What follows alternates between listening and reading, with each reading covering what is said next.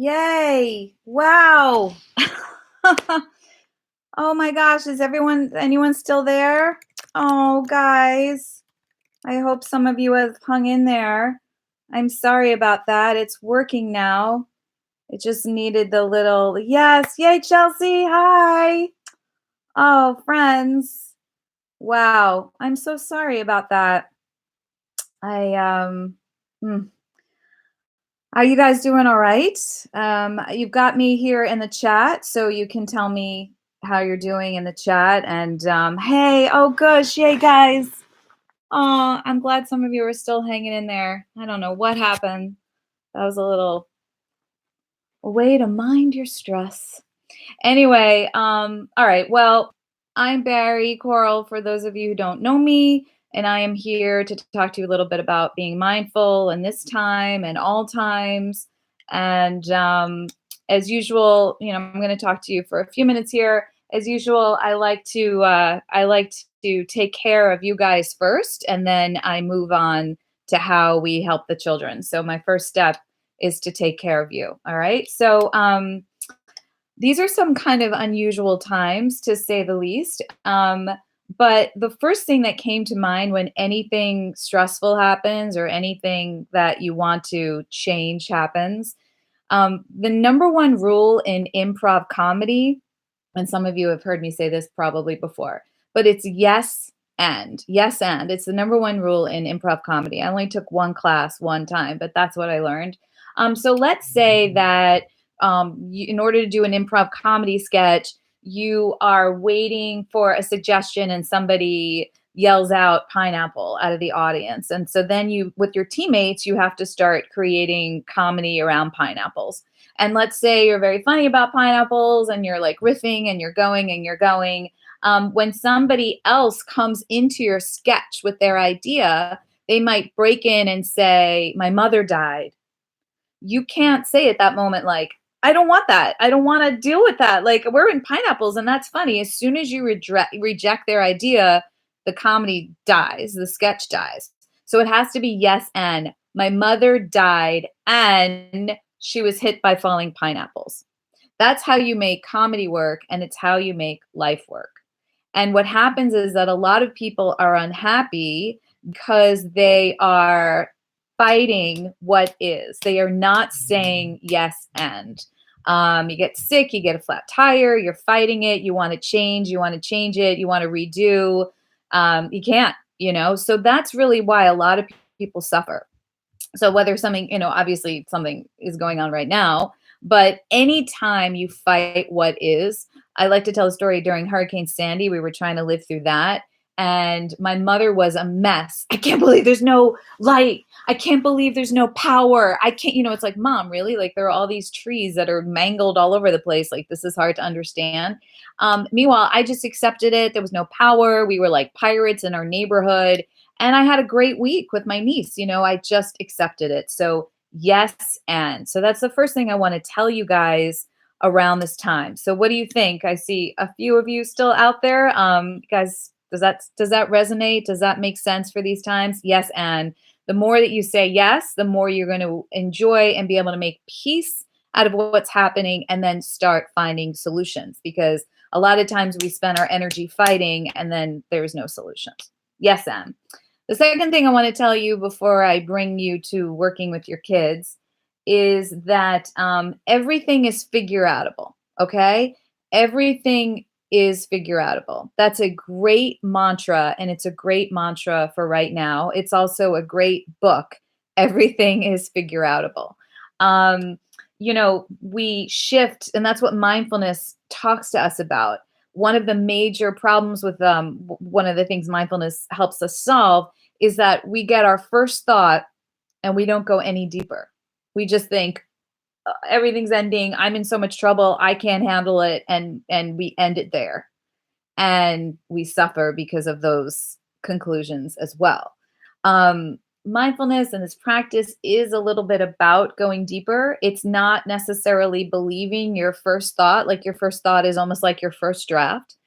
And when you just say something simple to yourself, like everything is figure outable, it really helps you shift into a better state of mind almost instantly. And that's really, really important. So mindfulness is also trying to go a little bit deeper than your first initial surface thought. And that's very helpful. So I would love you to start looking for those solutions right now with everything is figure outable. You're like got the kids at home, or you're doing this from school, or whatever is happening.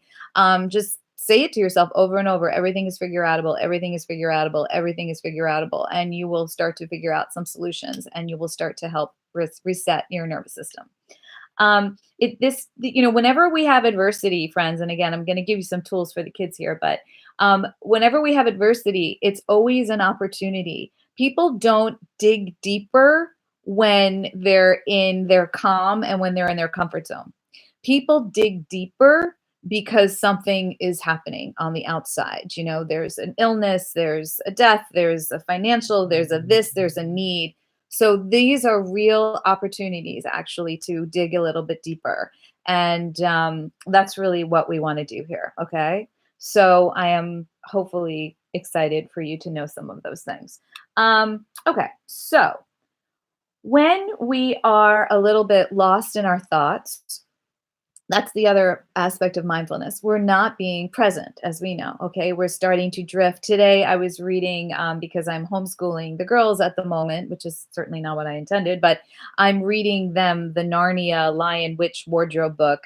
And I'm reading and I'm noticing that I'm just saying the words and I'm not really paying attention to the story because I am thinking about all the things that I have to do today and all the things that I'm supposed to be doing instead of reading this book. And I have no idea where I am in the story. And then when I remember to come back, and that's always what we're trying to do, we want to remember to come back. I start to put my attention on the story. And then what happens? It becomes much more enjoyable. And I'm present. And it actually is a really nice story. And now I'm reading about a beaver making, lunch for everybody or dinner for everybody. So that's really what this is about, remembering to come back for ourselves, for our kids. We want to expand their moment of presence now as well. So there's a few ways that we can do this. It's very simple when maybe we use this idea when we go on a walk. We go on a walk a lot of times, we go outside, we want to try to get some exercise. We can also be very lost in our thoughts and we don't even realize what's happening around us. We can't smell the smells. We can't see the actual, colors of things. We can't hear necessarily like the birds or the simple wind on our face. And that's an excellent mindfulness practice that we could be doing right now and doing with our kids. Remembering to come back, start by taking a walk. Start by going outside and doing a mindfulness walk. What can you see?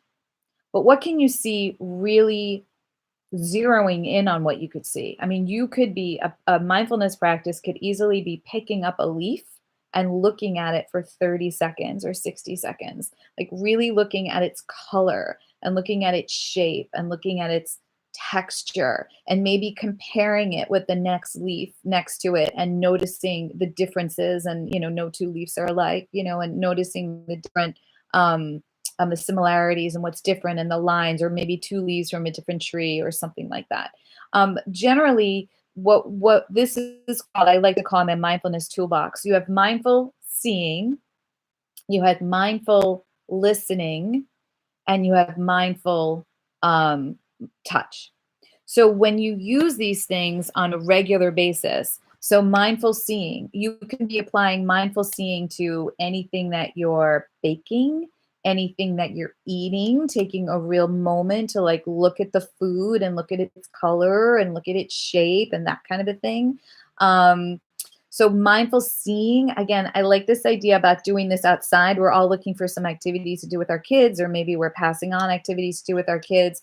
So there are a few ideas for scavenger hunts where maybe you're looking for leaves that are like, I know the Chronicles of Narnia, right? You're looking for leaves that are all leaves that look different. You're looking for a stick that's maybe longer than your finger. So leaves that are different, a stick that's longer than your finger. You're looking for something light. You're looking for something heavy. And these are all mindfulness activities as well. And why? because we're taking the thoughts. The average person has between 40,000 and 70,000 thoughts a day. And you're taking the thoughts from all these things that you're doing and you're focusing them on one activity. And that naturally starts to calm our nervous system. And it brings on our parasympathetic nervous system and it brings on our executive function, which is our focus and our reasoning. And that's really what we want to strengthen. So when we're in the what ifs and when we're there in all of that, like, we're having a lot of thoughts and we're in our old brain, we're in our limbic system. So we want to bring ourselves into our more evolved part of our brain. And by being focused and being present is a really good way to do that.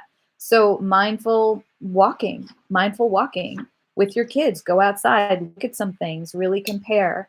Um, Another thing in your toolbox is you could look at any given moment, 3 things that you could see, 2 things that you could touch, and 1 thing that you hear. 3 things that you could see, 2 things that you could touch, and 1 thing that you could hear.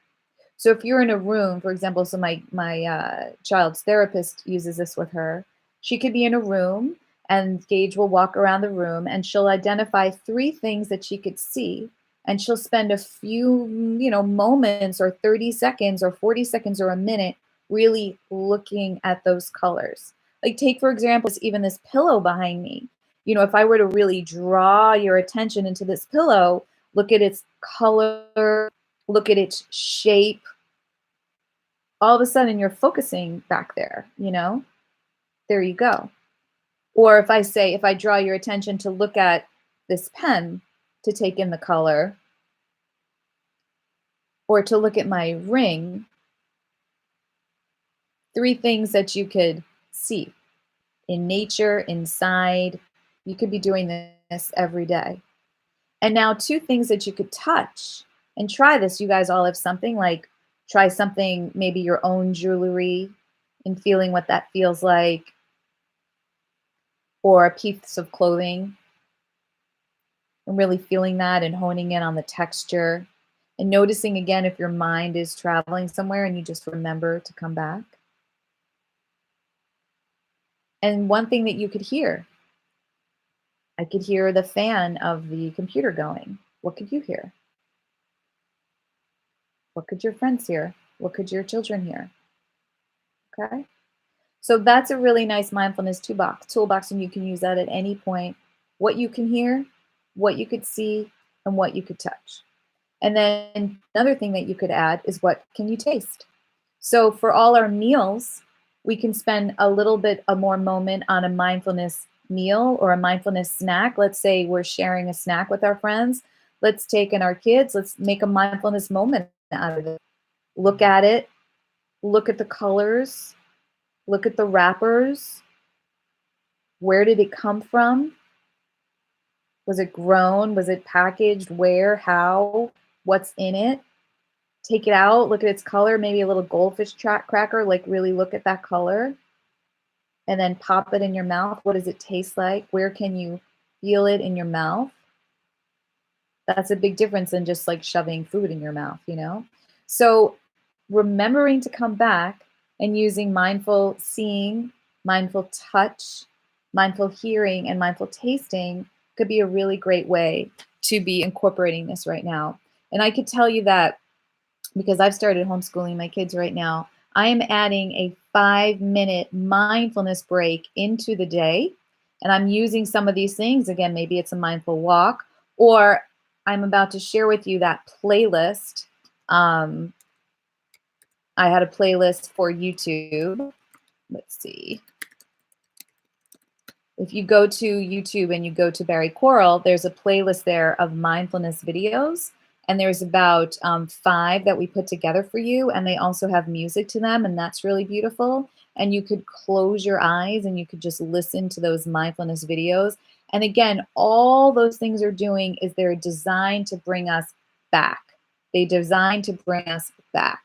So in a moment, I want to do the cheer video with you, which is going to help us just add some happiness and some energy and some light to our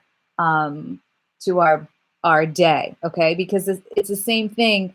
the mindfulness and the positive messages that I'm using in my videos or other people, it's going beyond that first draft of whatever thought, and it's giving us somewhere to go that's more grounding and more focused, because mindfulness and relaxation, it comes from the head down. So I suggest these like little 5-minute moments. I think that they're great. I also wanted to give you, I'm going to end with cheer in just a moment. And I wanted to give you another breathing one, because the other thing that we want to do is we want to influence the breath. So we want to be able to bring on the parasympathetic nervous system, which is the brakes on our fight or flight. And so that is a nice long exhale. So I'm going to give you glitter breath. So we're going to inhale, and then we're going to exhale our glitter. And just let your glitter float all the way around. Inhale. Exhale your glitter breath. All the way around. And one more time. Inhale. Exhale your glitter breath. So you want to try that 3 to 5 times. Glitter breath. So to recap, maybe a 5 minutes mindfulness moment every day. Glitter breath, inhaling, exhaling. Mindful seeing for a minute or 2 minutes. Maybe 3 objects that you could see, and finding the things that you can really look at. 3 objects you can see. Okay? For like a good 30 seconds, 1 minute each. And then how about 2 objects you can touch? And really feeling them, feeling the texture. Does it feel coarse? Does it feel hard? Does it feel soft? What does it feel like? And 1 thing you can hear. What can you? So in 5 minutes, you can do a little mindful toolbox, and you can do that inside or outside every day. You can add some glitter breath to that, or you can try a playlist. So I'm going to send you out with cheer, which is part of my playlist on YouTube. And let's go ahead and close our eyes and listen to that for a minute. And by the way, when you go to YouTube, you're going to see a little preview now. I have a free crash course for kids yoga and mindfulness. This is a really good time to be learning a little bit about yoga and mindfulness online. So you could take my free crash course, or you can sign up for the full course. Maybe you want to get certified right now. This could be a very good time for that, and further support yourself and your kids. And there's a big discount on that right now, so you can find out some of that info. I'm very proud of the new course. So let's go ahead and let's end with cheer. I'm going to invite you to close your eyes and to just let the mindfulness, let the music, let the suggestions bring you to a calmer, peaceful place. And remember, you can do this with your kids. Try a 5-minute mindfulness every day. So here we go with cheer.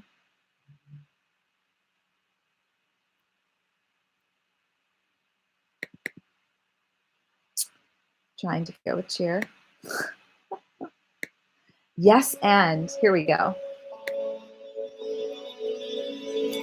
Can you guys hear this? Close your eyes.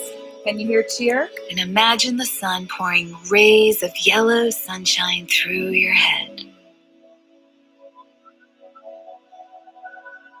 Let this glowing yellow sunshine fill your face, pour into your cheeks and your mouth.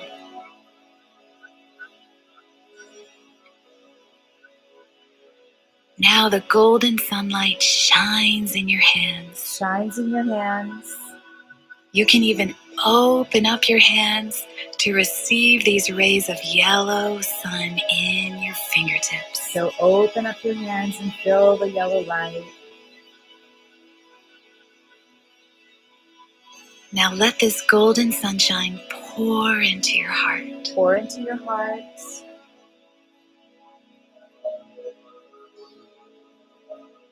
Feel it warming your heart and making it glow. Sunshine in your heart. Let your heart be big and expand with the color yellow. Can you feel yellow in your heart? Yellow in your hands? As the sun shines above you, you can feel that yellow is the color of happiness. Can you feel the happiness in your hands and in your heart? As this yellow glows all around, you can even think of something that makes you happy. Maybe the sun. Your heart is smiling. Can you feel a smile in your heart? Yellow, the color of happy, like a big yellow smiley face. That is you.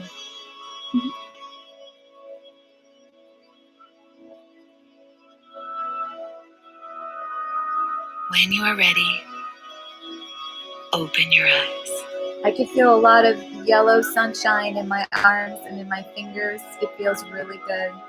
So remember, that's a really nice way to spend a few minutes every day with your kids, getting them to feel good. And I really hope that you enjoy that, my friends. Okay. So remember, a YouTube playlist. I put a mindfulness playlist together at Koral.com. And thank you for being here. Sorry about my technical questions. I'm here to answer any questions if you come up.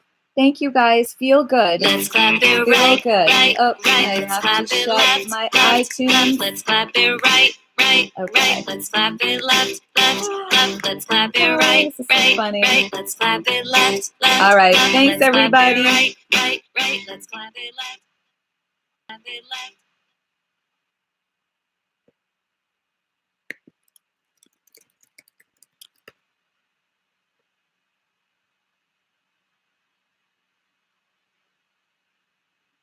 Um,